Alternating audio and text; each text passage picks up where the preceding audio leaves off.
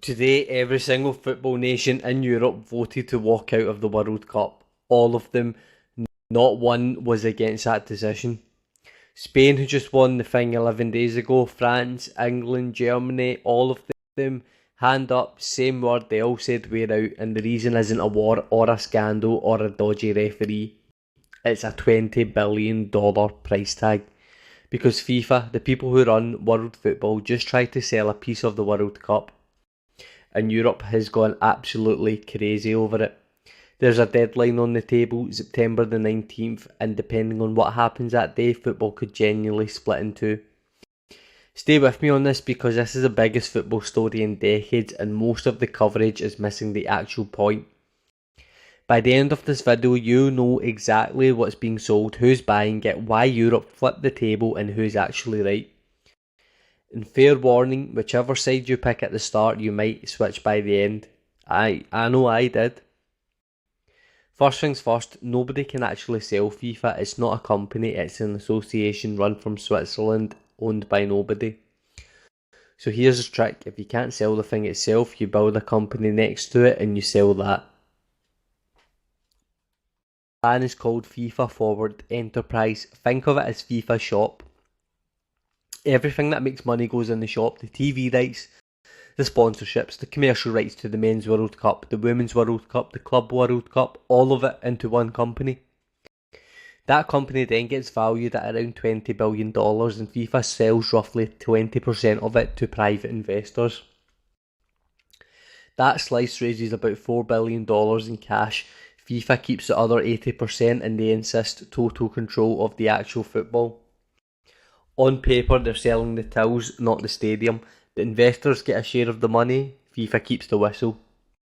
Now, who's buying it? The name reported as lead investor is Thrive, a venture capital firm out of the United States, founded by Joshua Kushner.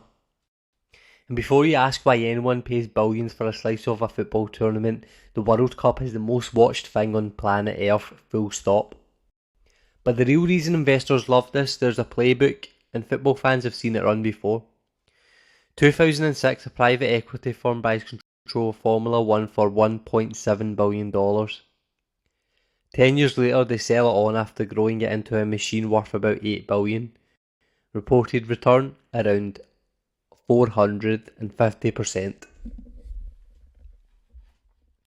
450%, that's not a sports story, that's the best trade some of these firms ever made. So when investors look at the World Cup, they're not seeing football, they're seeing the next Formula 1 but bigger. Actually, much bigger. And that right there is exactly what terrifies the other side, because you have to ask, where does a 40-50% return come from? It comes from somewhere. More expensive tickets, more sponsors on everything, more matches, more often, squeezed into a calendar that players say is already bursting. Investors don't do charity. Once someone pays billions for a slice, the game owes them a return forever. Spain's league already ran a mini version of this. They took $3.2 billion from a private firm in exchange for roughly 80% of their TV money for 50 years. 50 years, half a century of income traded for one cheque. Real Madrid and Barcelona looked at the deal and refused to touch it. UEFA's word for all this was brutal. Football cannot mortgage its future for financial gain. And they went further. They called the whole process irresponsible. A deal conceived in secret and pushed to the brink of approval without real consultation. Which brings us back to today's vote. Every European federation unanimously pursue this plan that we boycott everything, including the World Cup. Now hold on though, because FIFA's side of this is not as stupid as Europe thinks it is. There's a real argument here. FIFA has 211 member associations. Most of them are not England or Spain, most of them are broke. The promise attached to this deal, development money for every football association jumps from $8 million to $20 million a cycle. That's pitches, academies, coaches, women's programmes in countries where football runs on nothing. FIFA calls the whole thing a golden opportunity to turbocharge the game. And here's the political maths nobody says out loud. Europe has about 50 votes. The rest of the world has about 160. For a federation getting 20 million instead of 8, this isn't selling out, it's the first real money they've ever been offered. So it's not good versus evil, it's Europe's control of football versus everyone else's chance to catch up, with Wall Street holding the checkbook. That's what makes September the 19th so dangerous. FIFA gave its members a deadline to accept, Europe answered with a walkout for it. And the World Cup without Europe isn't really a World Cup. No Spain the champions, no France, no England, no Germany. Remember, 2030 is meant to be the centenary, 100 years of the World Cup. That's the party they're threatening to skip. So what actually happens now? There's 3 ways this goes, and there's a precedent for all 3. 1. FIFA blinks, the deadline slips, the deal gets watered down, everyone claims they've saved football, happens more than you'd think. 2. Compromise, investors get a smaller slice, Europe gets guarantees in writing, calendar ticket prices, and no extra tournaments, and both sides declare victory. Or 3. Nobody blinks. And then you're looking at the real nightmare, a split, 2 versions of international football glaring at each other. Sounds impossible, right? But cricket did it, boxing lives it, and golf just went through it. Money splits sports, it's happened over and over again. To be honest, my honest read of the situation is watch the 160. If the non-European federations hold with FIFA, Europe's bluff gets called. If they wobble, the deal dies. And watch the sponsors. The brands that pay for the World Cup did not sign up for a civil war. Their phone calls matter more than any press release. Because here's the uncomfortable truth underneath all of it. This fight isn't about whether money runs football.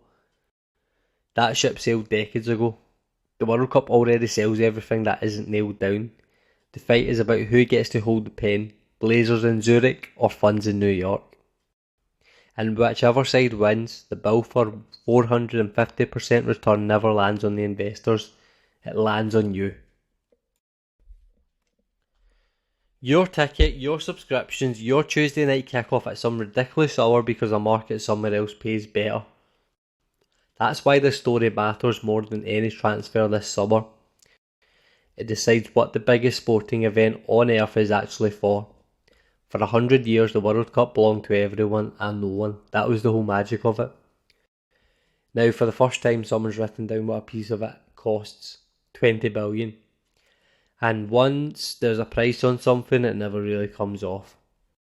September the 19th, 2026, mark it. Either football's owners blink and we find out what the game is actually made of. Anyway, I'll be covering whatever happens next, the vote, the fallout, all of it, so subscribe if you want it explained without the suit speak. And if you're wondering what all this means for the actual football, the players are wondering too. Their unions already say the calendar is at breaking point. More money means more matches means more of what we covered last video, bodies running on empty. Well, the suits fight over the shop, the players are in pre-season right now rebuilding their engines for the longest season ever. How did they do that? How a footballer gets match fit in 6 weeks is the next breakdown. It's harder than any negotiation. We'll see you on the next video.